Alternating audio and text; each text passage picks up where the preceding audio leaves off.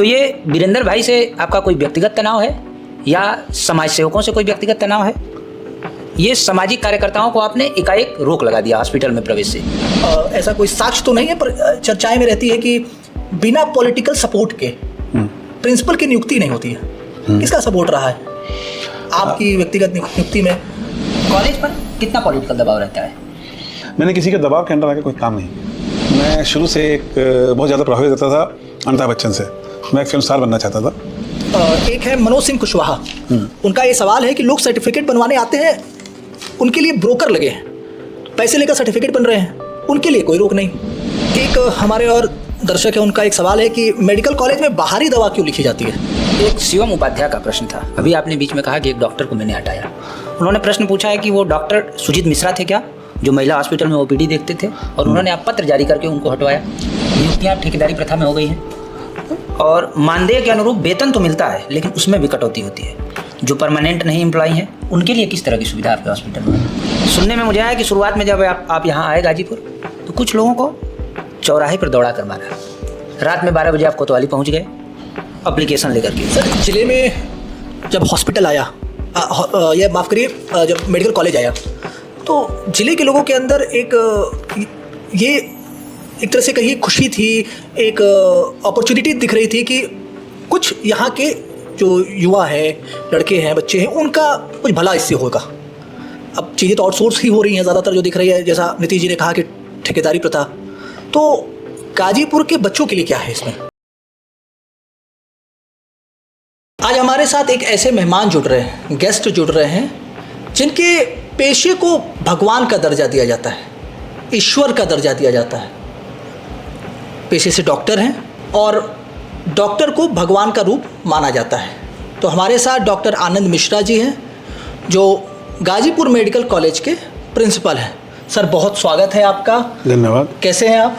बहुत बहुत अच्छा, और धन्यवाद कि आपने मुझे इस चीज़ के लिए आमंत्रित किया है। सर, ये चोट कैसे लगी? ये चोट नहीं है, मतलब कुछ एक जिमिंग कर रहा था जिसमें मेरा वेट लिफ्टिंग में कुछ प्रॉब्लम हो गई, तो यहाँ रोटेटर कफ होता है कंधे में, जिसका टीयर हो गया और करीब 1.5 महीना पहले इसका ऑपरेशन हुआ है। तो अभी इसको मुझे ऐसे ही लगा।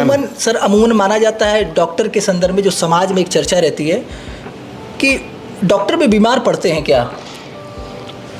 डॉक्टर के अंदर भी वही कोशिकाएं हैं, वही सिस्टम है जो एक आम आदमी के अंदर होता है। तो डॉक्टर भी इंसान है, डॉक्टर भी बीमार पड़ सकता है, डॉक्टर की तबीयत भी ख़राब हो सकती है, डॉक्टर की भी फीलिंग्स होती हैं, डॉक्टर का भी समय होता है। हर चीज़ डॉक्टर के साथ एक आम इंसान की तरह ही होती है। ये कहना कि डॉक्टर अजर अमर होकर आया है, बीमार नहीं हो सकता, ये तो गलत होगा। सर, चूँकि मैं अपने ओपनिंग रिमार्क में आपसे जो कर रहा था, उसमें मैंने एक कहा कि, और उसी समय मुझे प्रश्न भी ध्यान में आया कि डॉक्टर भगवान का रूप होता है। आज 2025 में हम सब बैठे हैं यहाँ, डॉक्टर भगवान का रूप है, चूँकि खबरें भी हम लोगों ने बहुत देखते हैं। देखिए, ये कहना कि डॉक्टर भगवान का रूप है, मैं एज अ डॉक्टर इस चीज़ से सहमत नहीं होऊंगा। मैंने आपसे अभी बोला ना, डॉक्टर भी एक इंसान है। बस कुछ लोग इस इच्छा के साथ जुड़ते हैं कि हमें समाज के लिए कुछ करना है, समाज के लोगों के लिए कुछ करना है, समाज के लोगों को स्वस्थ रखना है, समाज के लोगों में बीमारी ना फैलने पाए, अगर कोई बीमारी फैले तो उसमें अपना तन मन झोंक देना है, ताकि समाज में एक स्वस्थ अच्छा माहौल रहे। अब भगवान लोग उसको बना देते हैं, वो लोगों की सोच है, लेकिन इस चीज़ से मैं सहमत नहीं हूँ। क्योंकि अगर आप किसी को भगवान समझ लेंगे और कहीं उसमें घमंड आ गया, भगवान तो घमंड नहीं करता है, और डॉक्टर में घमंड तो कहीं ना कहीं आ जाता है, तो इसलिए डॉक्टर को भगवान करना मेरे हिसाब से उचित नहीं। प्राइवेट हॉस्पिटल्स के डॉक्टर की तरफ इशारा है, वो घमंड आ जाता है? नहीं, ऐसा नहीं है। मैंने अपने कई मित्र देखे हैं जो कि प्राइवेट हॉस्पिटल चला रहे हैं, और वो भी निःशुल्क निस्वार्थ सेवा भी करते हैं लोगों की, पैसा भी कमाते हैं, लेकिन निःशुल्क निस्वार्थ सेवा भी कर रहे हैं लोगों की। तो ऐसा नहीं है कि प्राइवेट के लिए है। गवर्नमेंट में भी ऐसे डॉक्टर हैं, प्राइवेट में भी ऐसे डॉक्टर हैं, दोनों तरह के डॉक्टर दोनों क्षेत्र में। ये डॉक्टर बनना किसी को देख कर लगा, कोई रोल मॉडल है या कोई कहानी बचपन की? सत्य बताऊं तो मेरा डॉक्टर बनने की कोई इच्छा नहीं थी।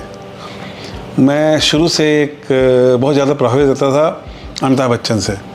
मैं एक फिल्म स्टार बनना चाहता था, लेकिन हमारे पिताजी जो थे, उन्होंने MBBS का एंट्रेंस टेस्ट दिया था और 2 नंबर से उनका छूट गया था। तो उनकी एक प्रबल इच्छा थी कि मेरा बेटा डॉक्टर बने। किसी की और घर में इच्छा नहीं थी, और उनकी इच्छा का मैं पालन करते हुए मैं डॉक्टर बना कि भाई उनकी इच्छा नहीं टालनी है मुझे। पिताजी बहुत प्यार करते थे, लेकिन मुझे इस चीज़ का अफसोस रहेगा हमेशा कि मेरे डॉक्टर बनने से 2 साल पहले उनका देहांत हो गया, मुझे डॉक्टर बनते हुए देख नहीं पाए। आपको देख कर लगता है सर आप बचपन में आंदोलनकारी रहे होंगे, कैसा था आपका बचपन? आंदोलनकारी शब्द तो थोड़ा आपने ज़्यादा बोल दिया। क्रिएटिव था मैं, कुछ ना कुछ नया करने का कोशिश करता था, और मैं चाहता था कि कुछ ऐसा करूं, कुछ पॉजिटिव करूं घर के लिए। जब छोटा था, थोड़ा बड़ा हुआ तो अपने दोस्तों के लिए।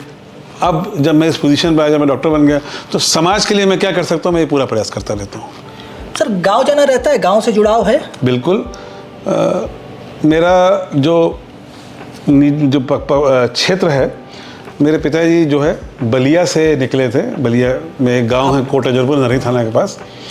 सन 1964 में हमारे पिताजी लुधियाना चले गए थे, और मेरी पैदाइश लुधियाना की है। तो मेरे अंदर आप थोड़े पंजाबी लक्षण भी पाएंगे और थोड़ा यूपी का भी पाएंगे। गांव जाना रहता है मेरा, अभी भी जाता हूं। और वैसे जब हम छोटे थे 11वीं क्लास तक हमारा गर्मी की छुट्टियां हमेशा गांव में गुजरी। मैं 10वीं क्लास तक मैंने केवल 2 ही जगह देखी, बलिया और लुधियाना। मैं कोई जगह घूमने नहीं गया। चूँकि अब आप बलिया के रहने वाले हैं, गाजीपुर में पोस्टेड हैं, प्रिंसिपल हैं कॉलेज के, तो ऐसा क्या, चूँकि गांव से जुड़ाव अभी भी आप जो बता रहे हैं कि है आपका, तो गांव वाले या गांव जो अगल बगल के पड़ोस होंगे ऐसा फ़ोन करते हैं कि ये मदद कर दीजिए, इस तरह की मदद कर दीजिए, या ये दवा प्रिस्क्राइब कर दीजिए कि क्या ठीक है इस बीमारी में, ऐसा कुछ रहता है? ऐसा कुछ नहीं रहता है। मेरे साथ जनरल एक है कि मुझे कोई भी फ़ोन करता है, रात बेरात 2 बजे, 3 बजे, 4 बजे, 12 बजे, दिन में कभी भी फ़ोन करिए मेरा फ़ोन उठता है। वो ज़रूरी नहीं कि वो मेरे गांव का आदमी हो, कोई एक आम आदमी मुझे फ़ोन करेगा, कहेगा मदद मांगेगा, मदद करता हूँ। और ऐसा मेरे साथ कभी नहीं है कि कोई बलिया से मुझे कोई फ़ोन करता हो। आपको एक मैं इसमें वृद्धि कर दूँ, ये गाजीपुर मेरा ससुराल भी है, तो सबसे कम फ़ोन मुझे अपने ससुराल से आते हैं और लोगों के ज़्यादा फ़ोन आते हैं। तब आप बहुत सौभाग्यशाली हैं कि ससुराल से आपको कम फ़ोन आते हैं। पर खैर सर, चूँकि आप मेडिकल फील्ड से भी हैं, तो अब चूँकि हम लोग इसको और आगे बढ़ाते हैं कि एलोपैथ, नहीं लगता कि एलोपैथ ने आयुर्वेद को समाप्त कर दिया? ऐसा नहीं है। अगर आप सही ढंग से देखें तो हर एक तरीके का अपना अपना अलग योगदान है। एलोपैथ का अलग तरीका है, आयुर्वेदिक अलग है, होम्योपैथिक अलग है, यूनानी अलग है, और सबका अपना अपना एक प्रॉपर रोल है। कई ऐसी बीमारियां हैं जैसे जिसमें कि आप एलोपैथ करा लीजिए, आयुर्वेद कर लीजिए, ठीक नहीं होता, लेकिन होम्योपैथिक पर असर करता है। कई ऐसी चीज़ें हैं जिसमें आप आयुर्वेदिक करेंगे तो आयुर्वेदिक हेल्प होती है। एलोपैथ का सबसे मेन रोल कई ऐसी चीज़ों में है जैसे कि एक्यूट इलनेस, मतलब तेज बुखार आया, उसमें आयुर्वेदिक और होम्योपैथिक इतना काम नहीं आएगा जितना एलोपैथ काम आएगा। और भी कई चीज़ें हैं, तो हर एक तरीके का पद्धति का एक अलग अलग योगदान है, और सबका अपना योगदान बराबर है, किसी ने किसी चीज़ को ओवरटेक नहीं किया है। तो भारतीय परंपरा को अगर हम देखें तो आयुर्वेद भारतीय परंपरा में रही है, तो सर ऐसा नहीं लगता है कि एलोपैथ जो है उस पर लोगों का ज़्यादा भरोसा हो गया और आयुर्वेद से कुछ ऐसी घटनाएं घटी या इसको ऐसा कुछ बदलाव हुआ कि लोगों का विश्वास नहीं रहा आयुर्वेद पर? सर इसका सीधा आंसर है रिजल्ट्स। बहुत तेज नतीजे जो आते हैं वो एलोपैथिक दवाइयों से आते हैं। डॉक्टर किस तरह की दवा किसको देता है, तो बहुत तेज नतीजे अगर आप देखना चाहते हैं तो एलोपैथिक में, इसीलिए एलोपैथ पे भरोसा ज़्यादा है। लेकिन जब कोई बीमारी क्रोनिक हो जाती है तो फिर जब उसको जड़ से ख़त्म करना होता है तो अब धीरे धीरे देखिए लोग आयुर्वेद की तरफ जाते हैं, होम्योपैथ की तरफ जाते हैं। लेकिन अगर एक तुरंत रिजल्ट चाहिए तो उसके लिए एलोपैथ ही सबसे कारगर सिद्ध होता है। और मैं सारी पद्धतियों को पूरी तरह से एकदम सम्मान देता हूँ, चाहे वो एलोपैथ हो, आयुर्वेद हो, होम्योपैथ हो, यूनानी हो। सर आप रिजल्ट की भी बात कर रहे थे, मुझे ध्यान आया था कोरोना का एक समय था, पेंडेमिक अभी था, उसमें लोगों का भरोसा एलोपैथ से ज़्यादा आयुर्वेद में दिखा। काढ़ा ऐसी चीज़ों का उपयोग बढ़ गया। देखिए, कोरोना के बारे में कुछ कमेंट करना, तो मैं एक बहुत छोटा आदमी व्यक्ति हो जाऊँगा उसका कमेंट करना। कोरोना का अगर आप प्रॉपर कहिए तो कोई इलाज प्रॉपर आया नहीं।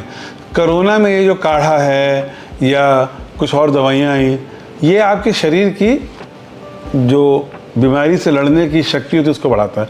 इम्यूनिटी जिसे आप कहते हैं, इम्यूनिटी इंप्रूव करता है। तो जितनी अच्छी आपकी इम्यूनिटी होगी, बीमार होने के चांसेस उतने ही कम होते हैं। बाकी अगर आप देखें तो ट्रीटमेंट का जो पैटर्न था वो एलोपैथिक पैटर्न नहीं था जो कि सेट हुआ। जो वैक्सीन आई वो एलोपैथिक पैटर्न से ही आई। तो हाँ जी आप तो अगर आपके बीमारी से बचने के लिए अगर आपको अपनी इम्यूनिटी बढ़ानी है तो उसके लिए आयुर्वेद आपने लिया, काढ़ा लिया, होम्योपैथिक लिया, लेकिन अगर आपको इमीडिएट अगर बीमार हो गए तो उसका इलाज फिर जो है वो एलोपैथिक से ही था। इंस्टेंट रिजल्ट की बात तो सर आप कर रहे हैं। आयुर्वेद कहता है कि हम बीमारी को जड़ से ख़त्म कर देंगे। एलोपैथ ऐसी गारंटी नहीं दे पाता है, वो कहता है कि हम क्योर करेंगे। ऐसा नहीं है।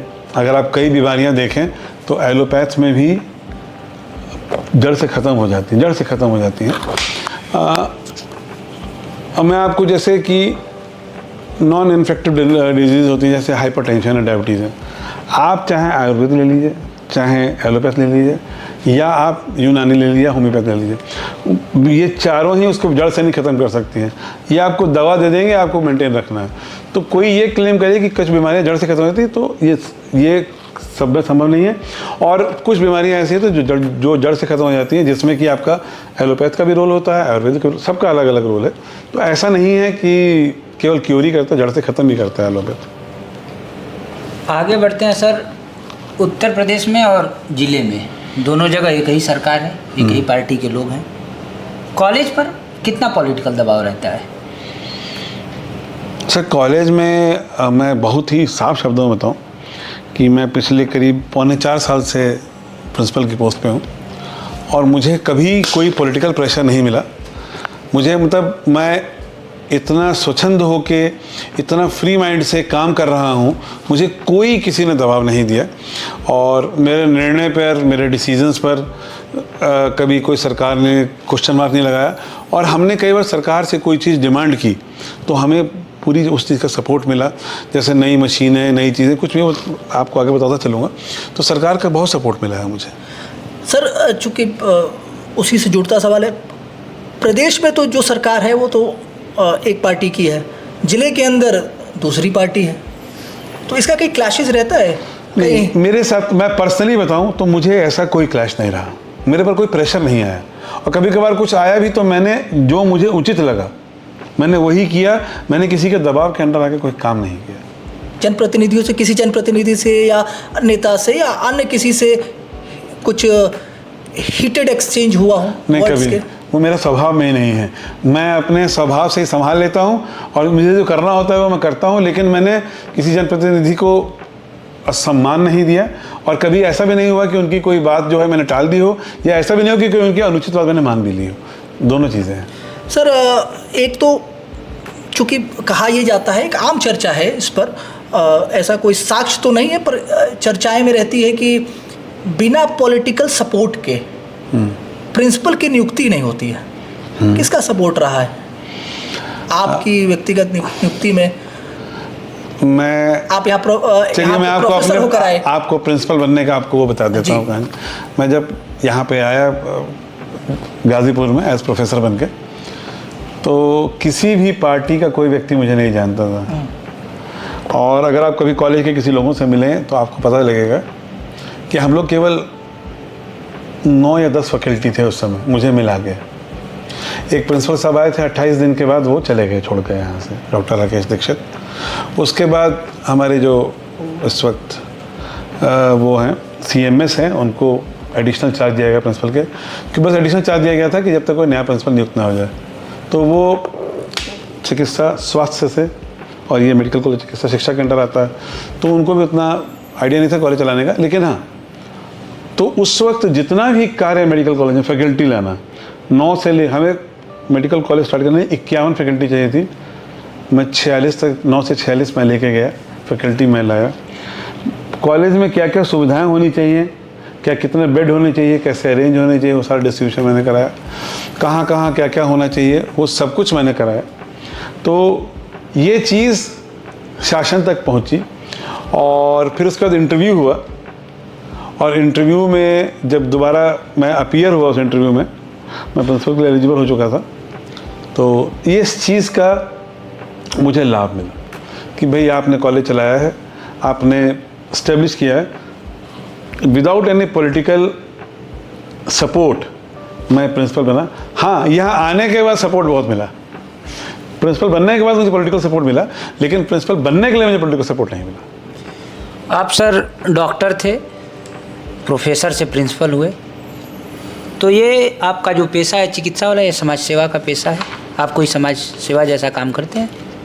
सर ये मेडिकल कॉलेज में हम जितनी सुविधाएं लेके आए हैं, अगर भाई ठीक है सब सरकार की दी हुई हैं, लेकिन उसको हम लोग चला रहे हैं।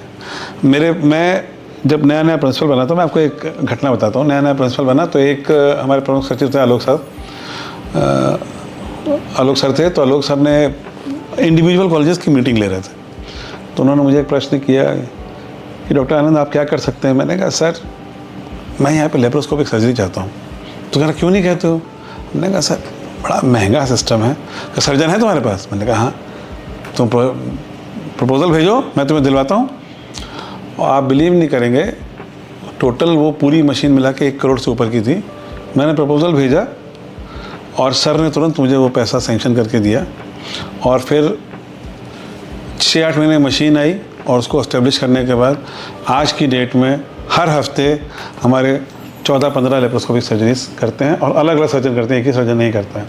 और आज की डेट में ये है कि अभी CSR के माध्यम से मैं एक और लेप्रोस्कोप लेके आ रहा हूँ, जो कि मुझे लग रहा है नवंबर तक आ जाएगा।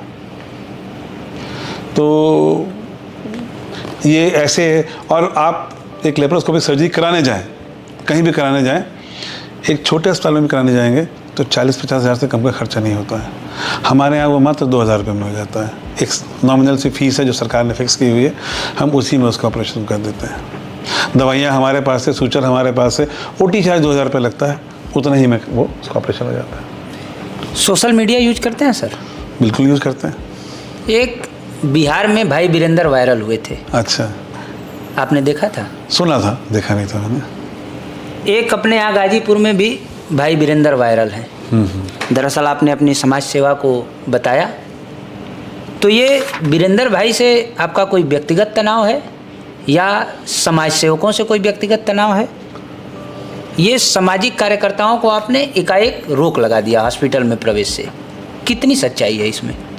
अगर आप बहुत ध्यान से उस चीज़ को समझें तो मैं आपका ध्यान एक वर्ष पूर्व एक हुई घटना पर लेके जाता हूँ। 5 अगस्त 2024 की घटना है। कलकत्ता मेडिकल कॉलेज में एक डॉक्टर का रेप हुआ और उसका बलात्कार हुआ, और कहते हैं कि वो जो व्यक्ति था वो वहाँ का कर्मचारी भी था और समाज सेवी भी था। मेरी समाज सेवी या समाज सेवियों से मेरा कोई बैर नहीं है, जिसको समाज सेवा करनी है करे, बिल्कुल आके करे। लेकिन अगर कोई व्यक्ति, कोई भी व्यक्ति हो, जरूरी ना समाज सेवी हो, कोई भी अननोन व्यक्ति भी हो, वो बिना किसी कारण, बिना किसी पर्पस के अपना हॉस्पिटल में घूम रहा है, उसका कोई काम नहीं है। क्या काम है, क्या ज़रूरत है उसको घूमने की? अस्पताल कोई पब्लिक वो ग्राउंड पार्क तो है नहीं कि जिस पर घूमा जाए। तो केवल ये एक जनरल नोटिस निकला था, मेरी किसी भी एक व्यक्ति विशेष से कोई मेरा वो नहीं है, कोई दुश्मनी नहीं है केवल। और वो भी शासनादेश आया था कि आपके अस्पताल के परिसर में आपके विद्यार्थी, आपका डॉक्टर, आपका नर्सिंग स्टाफ, आपका नॉन टीचिंग स्टाफ, आपका टेक्नीशियन, सफाई कर्मचारी, मरीज के तीमारदार की जिम्मेदारी मेडिकल कॉलेज प्रशासन पर है, जिसका कि हेड प्रिंसिपल है। तो प्रिंसिपल तो नहीं चाहेगा ना कि कोई भी उसके मतलब उसके अंडर जितने भी लोग हैं किसी को क्षति पहुंचे। तो उसी के तहत मैंने एक नोटिस निकाला। अब कोई उसको पर्सनल ले ले तो उसमें मैं कुछ नहीं कर सकता हूँ। पर्सनली मैंने किसी का नाम लिया है, ना समाज सेवी और शब्द मैंने यूज़ किया है। सोशल मीडिया पर सर, अब चूँकि आप के साथ जब ये कार्यक्रम की चर्चा सोशल मीडिया पे हम लोगों ने पोस्ट डालकर किया कि आप आ रहे हैं, आपके कुछ सवाल हो तो ऐसे कुछ जनता के सवाल हैं सर। एक है मनोज सिंह कुशवाहा, उनका ये सवाल है कि लोग सर्टिफिकेट बनवाने आते हैं, उनके लिए ब्रोकर लगे हैं, पैसे लेकर सर्टिफिकेट बन रहे हैं, उनके लिए कोई रोक नहीं। सर मनोज सिंह कुशवाहा जी से कुछ महीने भर पहले की एक खबर पढ़ी है। एक रवि सिंह व्यक्ति को मैंने पकड़ा, 1 बार पकड़ा, 2 बार पकड़ा, 3 बार पकड़ा, और फिर उसको मैंने 2 आदमियों से पैसे लेते हुए पकड़ा और आज वो जेल में है। तो ये कार्य भी मैं कर रहा हूँ। तो कुशवाहा जी अगर न्यूज़ फॉलो करते हैं तो इसको फॉलो कर लें। ये जुलाई के एंड की बात है, जिसमें एक व्यक्ति को मैंने जेल में पहुँचा दिया, और इस वक्त तो जेल में बंद है, रवि सिंह नाम से है, और जो कि यही सर्टिफिकेट बनाने का ही नकली काम करता था। और मैं औरों पर भी नकेल कसने पर धीरे धीरे लगा हुआ हूँ। जी, एक हमारे और दर्शक है, उनका एक सवाल है कि मेडिकल कॉलेज में बाहरी दवा क्यों लिखी जाती है? ये प्राइवेट दवा से हमको लग रहा है उनका जो है सर, एक आधे डॉक्टर कभी कुछ लिख देते थे, ये मैं इस बात से इनके एग्री कर रहा हूँ, लेकिन सबसे बड़ी बात है जो डॉक्टर सबसे ज़्यादा लिखते थे वो खुद ही रिज़ाइन करके चले गए। उनके खिलाफ इतनी शिकायतें थी, मैंने उनको कहा कि यार या तो आप छोड़ दीजिए, नहीं तो मुझे आपके खिलाफ करारी करा के आपको हटवाना पड़ेगा, जिससे आपके करियर पर दाग लग जाएगा। तो वो डॉक्टर साहब खुद ही रिज़ाइन करके चले गए। और आज की डेट में मैक्सिमम 99% दवाइयाँ अंदर की लिखी जाती हैं। कोई बहुत ऐसी दवा है जो कि ड्रग लिस्ट में नहीं आती है, उसका भी मैं प्रयास करता हूँ कि मैं अपने यहाँ अपने बजट से उसको मंगवा के मरीजों को दिलवाऊँ। उसके बाद भी कोई दवा बचती है, अगर कोई बहुत ज़रूरी है तब मंगाई जाती है, नहीं तो अन्यथा वैसे बाहर की दवा लिखी नहीं जाती। सर, चूँकि जेनरिक दवा जो है इतनी सस्ती आती है, सरकार भी उसको कहती है कि आप आरोग्य के उन्होंने सेंटर भी खोल रखे हैं लगभग, जन औषधि केंद्र, ठीक है, जन औषधि केंद्र उन्होंने खोल रखे हैं। फिर भी जो है सरकारी अस्पतालों में देखें तो दवा जो है ज़्यादा, ये शिकायतें हमेशा आती हैं। तो किस तरह का आपका अपना इस पर मॉनिटरिंग रहती है? तो सबसे बड़ी मॉनिटरिंग मेरी ये है कि मैं हर 6 महीने पर फार्मासिस्ट को कहता हूँ कि डॉक्टर से आप मिलिए, जो चीफ फार्मासिस्ट है, और एक दवाई की लिस्ट ले लीजिए कि कौन कौन सी दवा वो लोग रेगुलर लिखते हैं। उसमें से जो दवा हमें सरकार से सीधे मिल जाती है वो हम Uttar Pradesh state medical corporation limited से ले लेते हैं, UPMSCL से। और उसके बाद जो बचती हैं हम देखते हैं जन औषधि केंद्र में उपलब्ध है कि नहीं है, वो भी कर देते हैं। फिर जो बचती है वो हम अपने उस जेम के मदद से उनको खरीदते हैं, और ताकि अस्पताल में मिले, ताकि वो मरीजों को दवा फ्री मिल सके।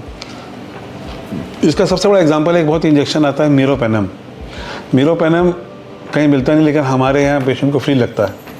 और अभी एक कोई जनप्रतिनिधि बहुत एडमिट हुए तो बहुत बीमार थे, भूतपूर्व विधायक, तो उन्होंने कहा कि मीरोपेनम इंजेक्शन फ्री यहाँ मिल रहा है। मतलब वो सरप्राइज थे कि मीरोपेनम इंजेक्शन यहाँ फ्री मिल रहा है, ये कैसे संभव है?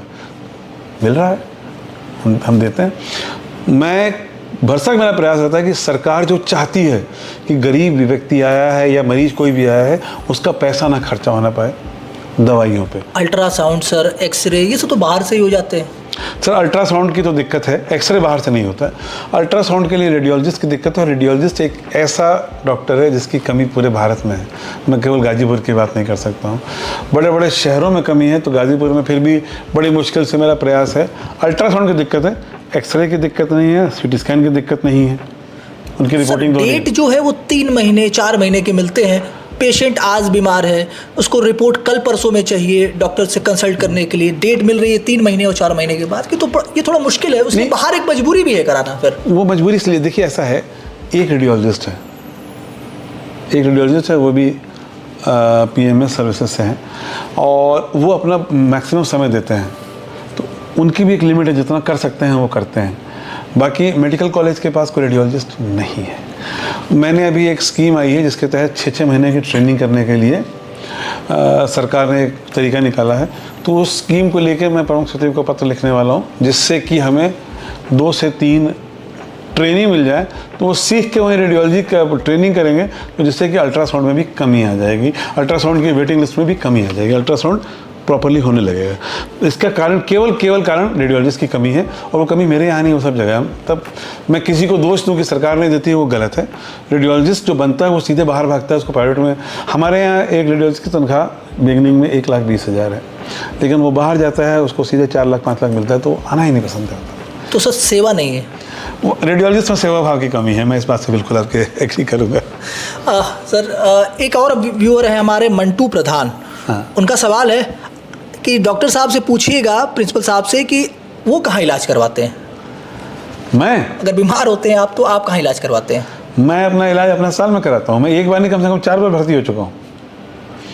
मैं रात को कितनी बार मेरा ECG हुआ है यहाँ पे, कितनी मुझे कभी कोई प्रॉब्लम होती है मैं इसी जगह में कराता हूँ। डॉक्टर नारायण पांडे हैं, डॉक्टर धनंजय हैं, डॉक्टर मनोज श्रीवास्तव हैं, मनोज यादव, ये लोग मेरा इलाज कर देते हैं। सर्जरी होती है, डॉक्टर अरुण पांडे हैं, डॉक्टर दीपिका पाटिल मेरा इलाज कर देते हैं। मैं कहीं बाहर नहीं जाता हूँ। कोई ऐसी सुविधा जो यहाँ उपलब्ध नहीं है जिसको मैं, जैसे मेरा ये कंधे का ऑपरेशन है, ये मुझे बाहर से कराना पड़ा क्योंकि यहाँ पे आर्थ्रोस्कोपी सर्जरी मेरा नहीं है, और इसने मुझे एक वो दिया कि अब आने वाले 6 महीने में मैं आर्थ्रोस्कोपी सर्जरी ला के रहूँगा यहाँ पे। ऑर्थोपेडिशियन से बात कर ली, वो तैयार है, कहता मैं करूँगा इसका ऑपरेशन। मैंने कहा ठीक है मैं लाऊंगा, 2 करोड़ की मशीन है, मैं पक्का लेके आऊँगा। सरकार से मैंने कह दिया, अगर सरकार नहीं देगी तो मैं CSR से लेके आऊँगा, लेकिन मैं लाऊंगा ज़रूर उसमें। अच्छा है सर, एक हमारे व्यूअर हैं रोहन दुबे, उनका सवाल है कि आगामी रिक्त नियुक्तियाँ कब होंगी, जो नियुक्तियाँ होनी है शेष रह गई। मतलब किस तरह की नियुक्तियाँ, डॉक्टर्स की के नॉन मेडिकल स्टाफ की, किस तरह की? क्योंकि उन्होंने स्पेसिफिक नहीं पूछा है, पर आप तो उसका प्रक्रिया चल रही है, होती रहती है। लेकिन अभी कुछ नियुक्तियाँ जो हैं वो किसी कारण से रुकी हुई हैं। निगम की बातचीत चल रही है जिसकी वजह से रुकी हुई है, और कुछ नई कंपनी भी आने वाली है क्योंकि पुरानी कंपनी का समय ख़त्म हो चुका है। और डॉक्टर्स की नियुक्ति तो चलती रहती है। आप बिलीव नहीं करेंगे, 93 फैकल्टी हमें होनी चाहिए, हम लोग 78 अभी भी हम लोग हमारे पास फैकल्टी है। तो हम लोग धीरे धीरे 93 की तरफ बढ़ रहे हैं। वो एक विभाग मेरा अधूरा है, वो है रेडियोलॉजी, उसी में 3 फैकल्टी तो उसी में चली जाती है। एक शिवम उपाध्याय का प्रश्न था, अभी आपने बीच में कहा कि एक डॉक्टर को मैंने हटाया। उन्होंने प्रश्न पूछा है कि वो डॉक्टर सुजीत मिश्रा थे क्या, जो महिला हॉस्पिटल में OPD देखते थे, और उन्होंने आप पत्र जारी करके उनको हटवाया। डॉक्टर सुजीत मिश्रा को, डॉक्टर सुजीत मिश्रा बच्चों के डॉक्टर थे, उनको मैंने कभी नहीं हटाया। डॉक्टर सुजीत मिश्रा जो थे वो चीफ मेडिकल ऑफिसर CMO के अंडर थे, और CMO ने ही जो उनको मेडिकल कॉलेज में वो अटैच थे और खुद ही उनको हटा के कहीं और पोस्ट कर दिया। मेरा उन हटाने उनको, जबकि मैंने CMO से रिक्वेस्ट की थी कि इनको यहाँ छोड़ दिया जाए, लेकिन उन्होंने CMO माने नहीं, उन्होंने लेके चले गए कहीं और। अभी आपने रिक्त पदों पर नियुक्तियों की बात की। नियुक्तियाँ अब ठेकेदारी प्रथा में हो गई हैं, और मानदेय के अनुरूप वेतन तो मिलता है लेकिन उसमें भी कटौती होती है। जो परमानेंट नहीं एम्प्लॉय हैं उनके लिए किस तरह की सुविधा आपके हॉस्पिटल में? देखिए, आउटसोर्सिंग से जितने भी एम्प्लॉय आते हैं उनकी जो भी वेतन होता है वो कंपनी एक बिल बना के देती है, हम उतना पैसा उनको दे देते हैं। क्या कटता है क्या नहीं, ये कंपनी डिसाइड करती है। लेकिन अभी अगर आप इतना देख रहे हैं तो आप ये भी देख रहे होंगे कि उनका मानदेय में भी वृद्धि होने वाली है बहुत जल्दी ही, और इस पर हमारे माननीय मुख्यमंत्री जी ने बहुत तगड़ा, वो होने भी वाला था लेकिन किसी कारणवश रुक गया है, तो हो सकता है वो भी जल्दी उनकी वृद्धि हो जाएगी और उनको एक अच्छा अमाउंट मिलने लग जाएगा। ठीक है, लेकिन जो उनकी पेमेंट कंपनी करती है, हम कंपनी जो बिल प्रोवाइड करती है हम उस हिसाब से उनको पैसा दे देते हैं। एक जन साधारण के लिए प्रश्न जो विनीत जी ने पूछा, एक्सरे और CT स्कैन के साथ एक कैरी बैग मिलता है जिसमें मरीज अपना रख के लेके चला जाता है, लेकिन दवाइयाँ जो मिलती हैं उसके साथ कोई कागज़ का कैरी बैग अगर मिलने लग जाए, 5, 6, 7, 8 दवाइयाँ होती हैं, लोग जेब में रख नहीं पाते हैं। ये हर व्यक्ति की सुविधा है, तो अगर इस क्षेत्र में कुछ कर पाएँ या कर दें तो थोड़ा सा सर 15 दिन के अंदर आपको दिखने लग जाएगा। ये मेरा आपसे आज ही वादा है, मैं यहाँ पॉडकास्ट पे वादा कर रहा हूँ। धन्यवाद सर। डॉक्टर कहते हैं हॉस्पिटल में भीड़ की जगह नहीं है, लेकिन जिनके परिजन आखिरी सांस ले रहे हैं, जिनके परिवार का इकलौता लड़का मौत से जूझ रहा है, वो बेड से या पेशेंट से दूर कैसे रहे? सर देखिए, मरीज का इलाज करने के लिए डॉक्टर को जगह चाहिए। अब 10 आदमी अगर उसके सर पे खड़े हो जाएंगे तो कैसे इलाज करेगा? नंबर 1, वो तो अलग चीज़ है। हमने जगह जगह बोर्ड लगाया हुआ है, एक मरीज एक परिजन। आपने देखा होगा ये बोर्ड लगे हुए हैं, अगर आप हर वार्ड में जाएं आपको ये वार्ड में बोर्ड दिखेगा। उसका कारण है मरीज की इम्यूनिटी लो होती है, उसकी बीमारी से लड़ने की क्षमता बहुत कम होती है। अगर हम 10 लोग वहाँ खड़े हो जाए, किसी को हल्की सी कोई बीमारी है तो वो मरीज को किसी और ढंग से बीमारी पकड़ लेगी और उसका इलाज कभी ठीक नहीं हो पाएगा। तो इस तरह के इन्फेक्शन को कहते हैं नोजोकोमियल इन्फेक्शन या हॉस्पिटल इंड्यूस्ड इन्फेक्शन। तो हॉस्पिटल में कम से कम लोगों को इसलिए कहा जाता रहने के लिए कि जो मरीज है वो एक्सपोज ना हो, कोई हल्की बीमारी से भी एक्सपोज ना हो कि जो कि बड़ी बीमारी बन के उस मरीज में दिखाई दे। तो एक तो ये कारण है। दूसरा, जितने ज़्यादा लोग आएंगे अस्पताल में गंदगी उतनी होगी, तो हमें साफ़ सुथरा माहौल भी रखना है। तो सफाई रखेंगे तो मरीज का फिर वही एक साफ़ सुथरा एनवायरनमेंट लगे तो मरीज की रिकवरी जल्दी होगी। इन वजहों से हम लोग मना करते हैं। मतलब सरकार भी ये नियम एक मेडिकल का नियम है, तो ये नियम कोई ऐसे नहीं बनाया गया है कि भैया तानाशाही की तरह बना दिया कि एक मरीज का परिजन। इसका एक मेडिकल एक टेक्निकल वजह है कि इन्फेक्शन ना हो, सफाई रहे, मरीज ज़्यादा एक्सपोज ना हो, मरीज को आराम मिले दिन। और सबसे बड़ी बात है, मैं अब इस माध्यम से गाजीपुर की जनता से कहना चाहूँगा कि मैं अक्सर देखता हूँ कि एक मरीज आता है, उसके साथ 6 परिजन आते हैं, और धीरे धीरे आप देखेंगे वो 6 परिजन बैठे मरीज बेड के कोने में होता है और 6 परिजन मरीज के बेड के सेंटर में बैठे होते हैं, जिससे कि मरीज कभी ठीक नहीं हो सकता है। ठीक है, तो मरीज को आराम कहाँ से मिलेगा जब 6 परिजन वहीं बैठ गए। आपने गाजीपुर का नाम ले लिया, तो गाजीपुर आपकी पहली चॉइस थी या गाजीपुर आपने क्यों चुना? देखिए, मेरी पहली चॉइस बलिया थी, आपको मैं सही बताऊं, लेकिन बलिया में कोई मेडिकल कॉलेज नहीं था। मेरी माताजी का देहांत हुआ 2018 में, और जब मैं डॉक्टर बना था तो मेरी मदर मुझे हमेशा, जब भी मैं जाता था, गांव जाता था, तो कहते थे, भोजपुरी बोल सकता हूँ, सुना है बाबू, ये 5-7 हज़ार की दवाइयाँ ले जा, खुद खरीदवाते हैं या हमसे कहते थे कि लेते जाओ, गाँव में जाकर बांट दिया लोगों के। तो मैं जब भी गांव आता था, मैं लुधियाना से एक बीपी इंस्ट्रूमेंट, एक स्टेथो, एक थर्मामीटर और कम से कम 10,000 की दवाई लेके आता था। अब मैं गांव में आकर 3-4 दिन रहता था, लोगों को देखता था और बांटता था, फ्री दवा बांटता था। तो कहे कि तुम किसी तरीके से अपने ज़िले के लिए कुछ कर पाते तो मेरे को बड़ी प्रसन्नता मिलती, ये मेरी माताजी का कहना था। तो जैसे ही गाजीपुर मेडिकल कॉलेज आया, मैंने कहा बलिया ना से, बलिया निकला तो गाजीपुर से ही है, पहले तो सारा गाजीपुर ही था। तो मैंने कहा, फिर मैंने गाजीपुर को पकड़ा, और गाजीपुर मेरी फर्स्ट चॉइस थी, एज प्रोफेसर की फर्स्ट चॉइस थी, और प्रिंसिपल तो मुझे मौका मिला बनने का। तो मैंने, मुझे उम्मीद नहीं थी कि मैं इतनी जल्दी मुझे मौका मिलेगा, लेकिन मिला, और मैंने फिर अपनी जो मैं सेवा कर सकता था मैंने की है। मेडिकल कॉलेज को लेकर भविष्य में क्या प्लानिंग है, कुछ अपडेट आप अगर? हाँ बिल्कुल, देखिए, आप आने वाले 3 से 4 महीने में आप देखेंगे कि यहाँ MRI चालू हो जाएगा, उस पर कार्य चल रहा है, कमरा रेडी हो चुका है, मशीन भी आ चुकी है, जो कि मशीन मैंने CSR से ली है, ये शासन या सरकार से मुझे नहीं मिली है, और वो एक सबसे बड़ी उपलब्धि। ऑर्थ्रोस्कोपी मैंने बताया कि आप जैसे जो दूरबीन से पेट या कहीं और का ऑपरेशन करते हैं, तो दूरबीन से आप शोल्डर का, नी का या कहीं और जॉइंट का भी ऑपरेशन कर सकते हैं। इसके अलावा डायलिसिस मैंने बढ़ाई है। अभी मेरा 2 चीज़ों में मैं बहुत काम कर रहा हूँ, एक गैस्ट्रोएंट्रोलॉजी, मतलब पेट के रोगों का विशेषज्ञ ढूंढ रहा हूँ, और एक कार्डियोलॉजी में ढूंढ रहा हूँ कि कोई आ जाए तो मैं यहाँ कम से कम 2 दिन OPD चले, तो लोगों को कहीं यहाँ से दूर ना जाना पड़े, यहीं पे लोग दिखाएं, यहीं पे इलाज करें। इसके अलावा एक मेरा और इच्छा है, अगर मुझे समय मिला तो मैं कैंसर सेंटर बनाने का प्रयास करूँगा, पर उसके लिए पहले डॉक्टर मिलेगा, तब मैं सामान खरीदूँगा, क्योंकि सामान देने के लिए तो सरकार बहुत दे देती है, सरकार की तरफ से कोई मनाही नहीं है, लेकिन उसको चलाने के लिए डॉक्टर चाहिए, और अगर डॉक्टर नहीं होगा तो सामान लेने का क्या फ़ायदा। मेरा प्रयास ये होता है, जैसे मैं MRI लाया, मेरे पास रेडियोलॉजिस्ट नहीं है, लेकिन मुझे इतना पता है कि मैं MRI करा के अगर मैं ऑनलाइन कहीं उसको जोड़ दूंगा तो उसकी रिपोर्टिंग डॉक्टर दूर से बैठ के कर सकता है, जिसको एक नॉमिनल फीस दी जाएगी सरकार द्वारा। तो वो चीज़ मैं लेके आया।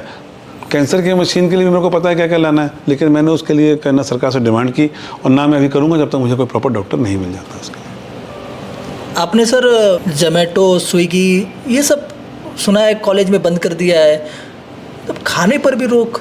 बिल्कुल नहीं, ये आप देखिए, आधी अधूरी खबरें होती हैं, खाने पर रोक नहीं है। मेरा कहना यह है कि कोई भी ऐसा व्यक्ति जो कि कॉलेज का हिस्सा नहीं है, वो गेट पर आए, अपना सामान दे के चला जाए। गर्ल्स हॉस्टल पहुंच गया, बॉयज़ हॉस्टल पहुंच गया, ज़्यादा सामान तो लड़के ही मंगाते हैं, कोई बनाए नहीं। बस ये है कि आप गर्ल्स हॉस्टल से गेट पर आइए, अपना सामान लेके जाइए, क्योंकि अनजान व्यक्ति को अपने घर में घुसाना एक मुसीबत को निमंत्रण देना है। कौन किस नेचर से आया है, मैंने आपसे वही बोला ना, किसके क्या मंशा है, किसकी क्या नेचर है, ये तो किसी को पता नहीं रहता। बाइक भी अलाउ नहीं करते पार्किंग के लिए कॉलेज परिसर में? बाइक किसकी बाइक? स्टूडेंट्स की। तो स्टूडेंट्स को बाइक क्यों अलाउ करें, बताइए आप, बताइए। पर इलीगल जो एम्बुलेंस है वो उसकी तो पार्किंग है वहाँ। नहीं, स्टूडेंट्स को तो बाइक ही नहीं अलाउड है। स्टूडेंट्स को तो मैंने MBBS के स्टूडेंट्स को बाइक अलाउ नहीं की है। उसका रीज़न है कि इन स्टूडेंट्स की जिम्मेदारी, मैंने वही जिम्मेदारी तो मेरी है ना। अगर कोई स्टूडेंट तेज़ बाइक चलाएगा, कोई अगर बाइक लेके बाहर निकला, कोई उससे अनहोनी हो गई या उसके साथ कुछ अनहोनी हो गई, फिर वही जिम्मेदारी मेरी ही होगी ना। तो भाई स्टूडेंट्स के लिए 3 बस हैं, हॉस्पिटल जाना होता है, हॉस्पिटल से आना होता है, शाम को जाना होता है। आप बस से जाइए ना, कौन मना कर रहा है आपको। और बस चलती है, पोस्टिंग करने जाते हैं बस से जाते हैं, पोस्टिंग से लौट के तो उसी बस से आते हैं। हाँ, इल्लीगल एम्बुलेंस की आप बात करें तो इल्लीगल एम्बुलेंस पर मैंने कार्रवाई की थी और 1-2 को मैंने भगाया भी। एम्बुलेंस ला के मैंने जब्त कर ली थी 24 घंटे। जब उसने माफ़ी मांगी, उसका सर हम अंदर नहीं आएंगे, उसके बाद कोई वो एम्बुलेंस वालों का सरगना था, नाम नहीं बताऊंगा मैंने, उसको मैंने कड़ी कार्रवाई करते हुए उसको वहाँ से भगा दिया था। और उसके बाद से एम्बुलेंस वाले को अंदर नहीं आते, हिम्मत नहीं होती किसी की। सर, आपने बीच में बताया कि आप अमिताभ बच्चन के फ़ैन रहे, आप फिल्म जगत में जाना चाहते थे। सुनने में मुझे आया कि शुरुआत में जब आप यहाँ आए गाजीपुर, तो कुछ लोगों को चौराहे पर दौड़ा कर मारा। रात में 12 बजे आप कोतवाली पहुँच गए एप्लीकेशन लेकर के। ये बात कितनी सही है और ये अमिताभ बच्चन से कितनी जुड़ती हुई है? सर, दौड़ाकर मारा, वैसे मारा हटा दीजिए, दौड़ाया दौड़ाया, ठीक है। कोई एक दलाल था, ये बात है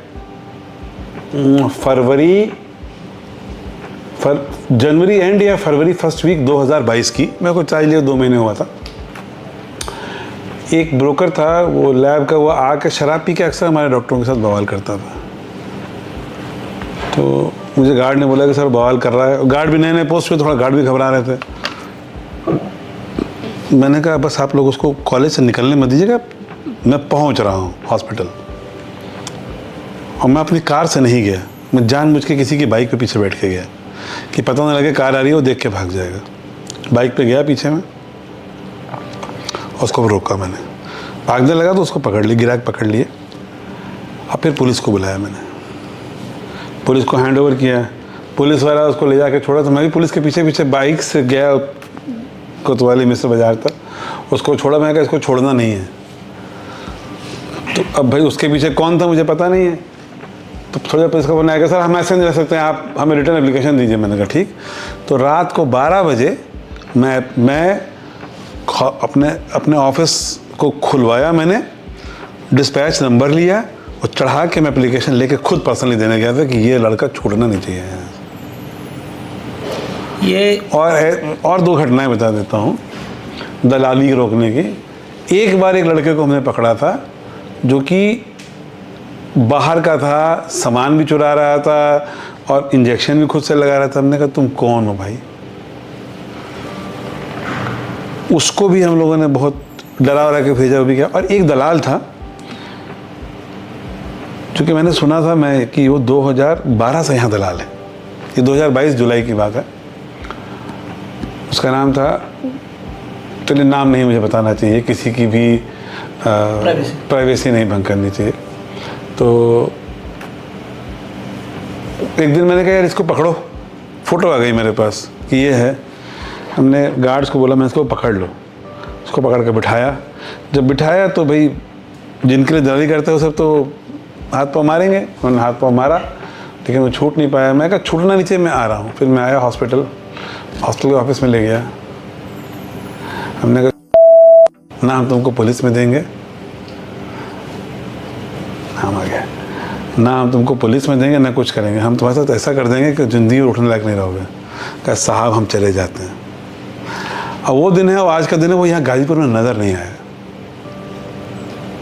माथे पर तिलक है, जाति से आप ब्राह्मण हैं, इसका प्रभाव रहा कैंपस में 200 साल पुराना मंदिर बनवाने का, या मुख्यमंत्री जी से प्रेरित थे आप? दोनों से कोई लेना देना नहीं है। हमारी पूरी एक टीम है, हम डॉक्टर्स की, हम लोग मतलब हमारा मेडिकल कॉलेज एक परिवार है। और मुझे सब, क्योंकि मैं प्रिंसिपल की कुर्सी बैठा तो मुझे मुखिया मानते हैं, हालांकि मुझसे भी सीनियर लोग हैं। तो हमारे एक डॉक्टर साहब हैं, 3 डॉक्टर हैं जो अक्सर मेरे से बात करते हैं, डॉक्टर अभिषेक सिंह, डॉक्टर शिवेंद्र शुक्ला और डॉक्टर संचित तिवारी। इन्होंने एक दिन मुझसे कहा कि सर ये इतना पुराना 200 साल पुराना मंदिर है सती माता का, क्या इसमें कुछ नया नहीं हो सकता है? हमने कहा होगा। जब तो उन्होंने कहा है, फिर हम लोगों ने सबने सलाह की। जो कार्यदायी संस्था थी उससे हमने बोला कि आप लोग क्या कंट्रीब्यूट कर सकते हैं, तो उन्होंने कहा हम 4 दीवारी बना देंगे। तो कार्यदायी संस्था ने 4 दीवारी फ्री ऑफ कॉस्ट बनाई, फ्री ऑफ कॉस्ट। और फिर हमने पूरे मेडिकल कॉलेज के डॉक्टर से, जूनियर रेजिडेंट से, फैकल्टी से, कुछ स्टाफ से, जिसकी जो श्रद्धा थी, हमने कहा आप दीजिए। हमने उससे मूर्तियाँ इकट्ठी खरीदी। फिर 3 दिन इसके पूजा करके हम लोगों ने, जैसे प्रॉपर जिसको कहते हैं कि प्राण प्रतिष्ठा की हर मूर्ति की, और फिर वो एक मंदिर पूरा स्थापित हो। मेडिकल कॉलेज के कैंपस में पार्किंग की बड़ी असुविधा है। आप कई जनप्रतिनिधियों से इसके लिए शायद आग्रह भी किए कर चुके हैं। तो उसी से जुड़ा एक सवाल था कि मेडिकल कॉलेज के कैंपस के सामने एक मजार है, जिसका क्षेत्रफल जो यहाँ रहते हैं लोकल लोग वो देख रहे हैं दिनों दिन बढ़ता जा रहा है। आप पार्किंग के लिए स्थान खोज रहे हैं और एक तरफ मेडिकल कॉलेज के कैंपस के ठीक सामने कब्जा होता जा रहा है। उस पर आप कुछ कहना चाहेंगे? मैं कब्जा नहीं कर रहा हूँ और ना मैं कब्जा कर सकता हूँ, लेकिन अगर कोई ऐसा अवैध या अनधिकृत काम कर रहा है तो उसके लिए शासन प्रशासन को स्टेप लेना चाहिए। वो जो सही व्यक्ति है वो उस पर ध्यान दे। मैं उस पर कुछ ना टिप्पणी कर सकता हूँ, ना मैं उस पर कोई कार्रवाई कर सकता हूँ। सर, ज़िले में जब मेडिकल कॉलेज आया तो ज़िले के लोगों के अंदर एक तरह से कहिए खुशी थी, एक अपॉर्चुनिटी दिख रही थी कि कुछ यहाँ के जो युवा हैं, लड़के हैं, बच्चे हैं, उनका कुछ भला इससे होगा। अब चीज़ें तो आउटसोर्स ही हो रही हैं ज़्यादातर, जो दिख रही है, जैसा नीतीश जी ने कहा कि ठेकेदारी प्रथा। तो गाजीपुर के बच्चों के लिए क्या है इसमें? सर, वो जो कह रहे हैं कि आप गाजीपुर के बच्चे हैं, तो अधिकतर बच्चे हमारे यहाँ गाजीपुर की ही नौकरी कर रहे हैं। जो आउटसोर्सिंग में जो हैं 90% व्यक्ति वो गाजीपुर से ही, कहीं बाहर से नहीं है। ठीक है, 5 से 10% आसपास मऊ का होगा, भदोही का होगा, बनारस का होगा। 90% व्यक्ति केवल गाजीपुर का ही काम कर रहा है, नंबर 1। नंबर 2, MBBS के अलावा हमारे यहाँ पैरामेडिकल का कोर्स भी हो रहा है, जिसमें DMLT, diploma in operation theatre and diploma in x-ray technician. ये 3 कोर्स चल रहे हैं 20-20 बच्चों के लिए। लोग इसमें एडमिशन लें। टेक्नीशियंस की इतनी कमी केवल भारत में नहीं है, बाहर देशों में भी कमी है। और मैं आपको बताऊं, मेरे यहाँ के बच्चे इतना अच्छा पढ़ के निकल रहे हैं कि अगर बस टेक्नीशियन नहीं होता तो मेरा लैब का ये बच्चे ही संभाल लेते हैं बड़े अच्छे से। तो हम तो उसमें से छांट रहे हैं कि इनको भविष्य में हम कोशिश करेंगे हमारे यहाँ रिटेन हो जाए। तो आप यहाँ से अच्छी पढ़ाई करके निकलेंगे तो आप देश में नहीं, विदेश में भी नौकरी कर सकते हैं और अच्छा पैसा कमा सकते हैं। और अगले साल हमारे यहाँ नर्सिंग कॉलेज भी खुलने वाला है, जो 60 सीट का होगा। तो ऐसा नहीं है कि स्कोप नहीं है। बच्चे अगर नौकरी नहीं पा रहे हैं तो पढ़ाई करें, पढ़ाई करके आगे और निकल सकते हैं और काम कर सकते हैं। तो ये संदेश है कि भाई केवल नौकरी पे मत करिए कि 12वीं पास कर ली तो नौकरी करनी है। अगर आप और पढ़ सकते हैं तो प्लीज़ पढ़ाई करिए उसके लिए। सर, चूँकि आखिरी प्रश्न भी है मेरा आपसे, मेडिकल कॉलेज आपकी तरफ से क्या एक सजेशन या जो बच्चे तैयारी कर रहे हैं नेट की, MBBS की, चूँकि आप उस संस्थान को देख रहे हैं, एक उसको गाइड कर रहे हैं, तो एक बच्चों के लिए क्या मैसेज? देखिए, मैं बच्चों को ये मैसेज देता हूँ कि मेडिकल की आप तैयारी कर रहे हैं, फ्री माइंड से करिए। सिलेक्शन हो ठीक है, नहीं हो निराश मत होइए। एक बार करिए, 2 बार करिए, 3 बार करिए, नहीं हो पा रहे हैं आप छोड़ दीजिए, किसी और जगह में चले जाइए। लेकिन मैंने जैसा देखा है, कोटा में लोग तैयारी करते हैं और इतना प्रेशर डाल देते हैं कि बच्चे सुसाइड भी कर रहे हैं। वो मुझे बहुत ख़राब लगता है। मैं पर्सनली, मेरे 2 बच्चे, दोनों डॉक्टर नहीं हैं। मेरी बेटी ने डॉक्टरी की तैयारी की, उसका सिलेक्शन नहीं हुआ। 2 बार दिया, उसका सिलेक्शन नहीं हुआ, उसने छोड़ दिया। पापा मैं नहीं करूँगी। मैंने कोई बात नहीं। और एकदम से छोड़ के उसने इकोनॉमिक्स BBA LLB किया, उसने बॉम्बे से किया। और इस 5 तारीख को वो अमेरिका जा रही है मास्टर्स करने फाइनेंस और इकोनॉमिक्स में, इंटरनेशनल इकोनॉमिक्स में।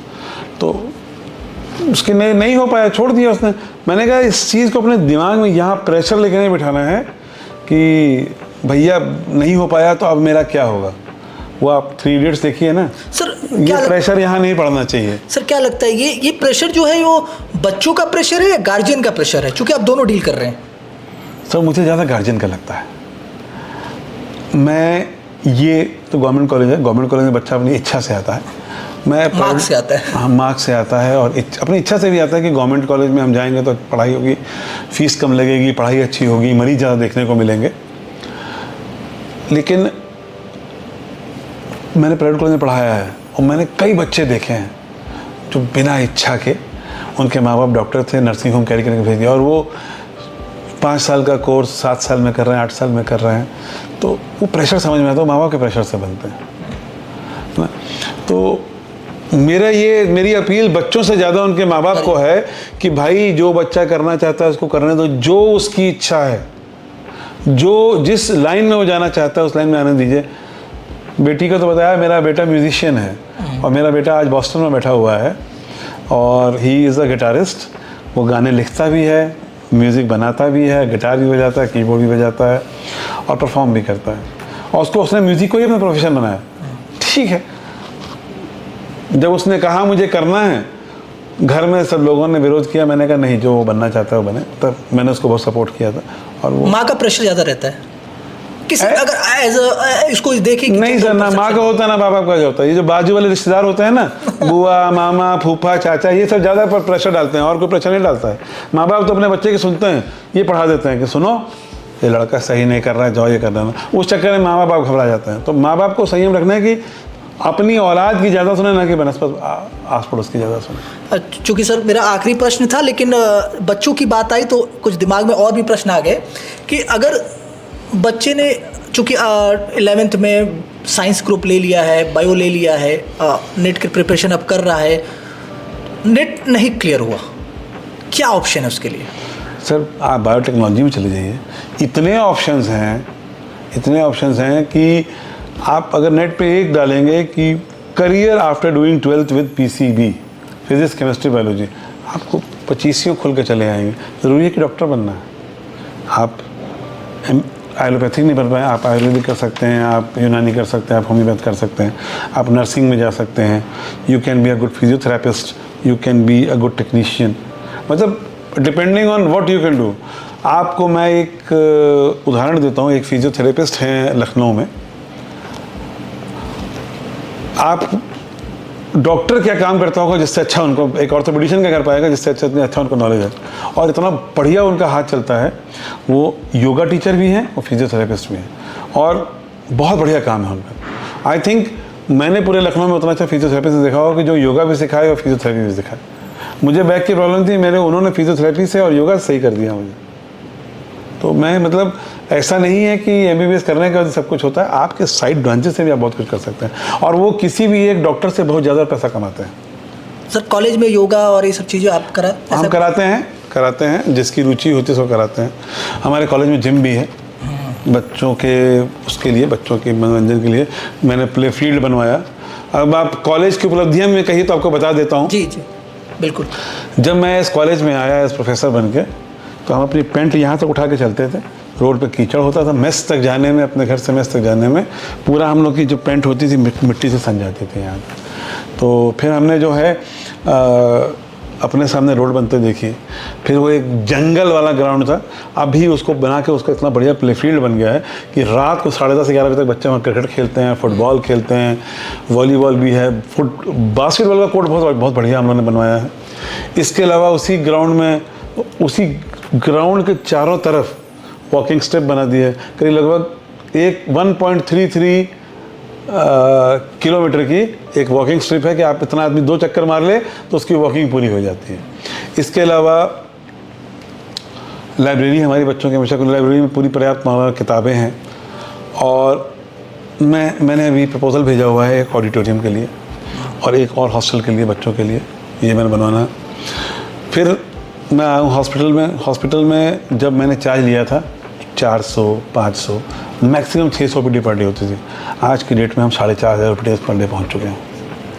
अभी पिछले मंडे को ही, इसी मंडे जो गुजरा है, मैक्सिमम 4300 की OPD थी, OPD।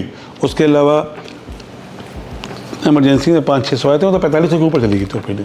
तो OPD बहुत हमारी ज़्यादा है, जिसमें से अकेला मेडिसिन ही 25% OPD केवल मेडिसिन विभाग देता है और बाकी स्किन है, ऑर्थो है, सर्जरी है, डेंटिस्ट्री है, हर विभाग में ओपीडी बहुत। डिजिटली भी आप कुछ कर रहे हैं ऐसा वहाँ? सर सरकार की स्कीम थी कि HMIS करके हॉस्पिटल मैनेजमेंट इन्फॉर्मेशन सिस्टम है, जिसके तहत आपको आभा के अंदर पेशेंट को करना है, और हमारे यहाँ 95% पेशेंट जो है आभा में रजिस्टर होते हैं।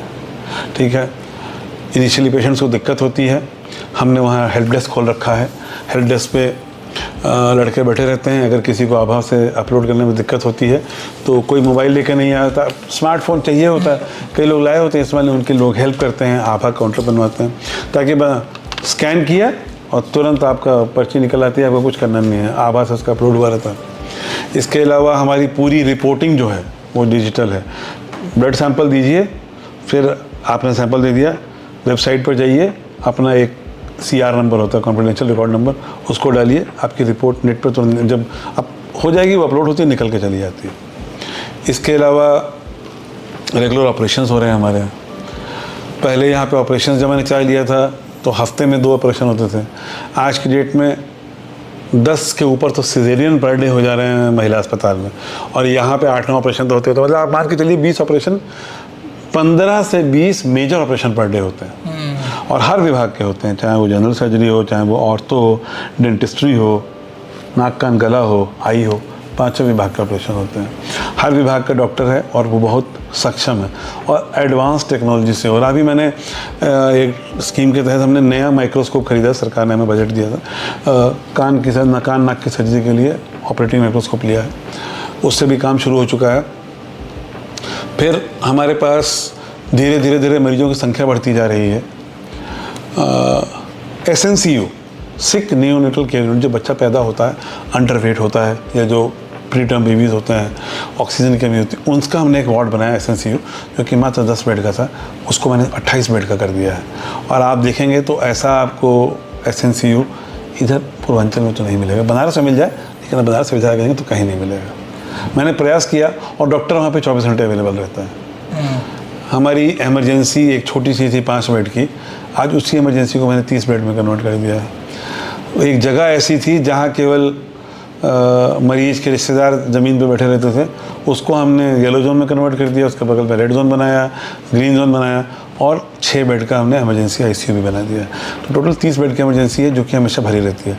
वही 5 बेड की इमरजेंसी में हमें एकदम हालत हमारी ख़राब हो जाती थी, लेकिन वो मेरा एक सपना था कि भाई मुझे मरीज़ आए तो बस घुसते ही उसको दिक्कत ना हो, तो मैंने उसको पूरा अपने लेवल से उसकी खुद से प्लानिंग करके मैंने उसमें पार्टीशन लगा, ये करके मैंने डेवलप करके उसको बनवाया है। बहुत बहुत धन्यवाद सर। आपने हॉस्पिटल, कॉलेज और अन्य विषयों पर, राजनीतिक गैर राजनीतिक विषयों पर बहुत बेबाकी से कहिए, बिना स्किप किए आपने जवाब दिया, और बहुत धन्यवाद समय देने के लिए। तो ये थे डॉक्टर आनंद मिश्रा जी, बहुत बेबाकी से हर सवाल का जवाब। अगले मेहमान के साथ फिर मिलेंगे, तब तक के लिए नमस्कार। नमस्कार।